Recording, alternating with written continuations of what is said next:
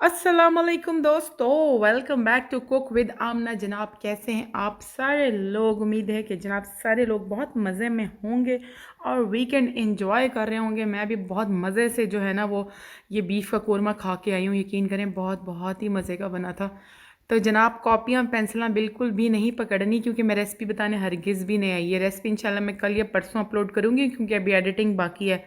इतना कोई शोर शराबा मेरे निक्के काकू ने पीछे पाया कि आपको रेसिपी तो कम और उनकी चीखों की आवाज़ ज़्यादा समझ आएगी। तो अभी और इस वक्त मैं आई हूँ आपको कौरमे खाने के कुछ आदाब बताने, जो कि आपने जो चीज़ें हैं वो पहले से पूरी कर लेनी और उसके बाद जो है कौरमा बनाने का सोचना। सबसे पहले तो आपने अपने निक्के जो है ना काके को दौड़ा देना है। सामने वाली नुक्कर की दुकान से जो है वो 1 डेढ़ लीटर की कोक या पेप्सी ले आए और उसको अपने ठंडा करने फ्रिज में रख देना है। साथ ही साथ जो है ना आपने मियाँ को दौड़ा देना है या भाई को दौड़ा देना है कि वो जो है रोगनी नान ले आए गर्मा गर्म तिल वाले।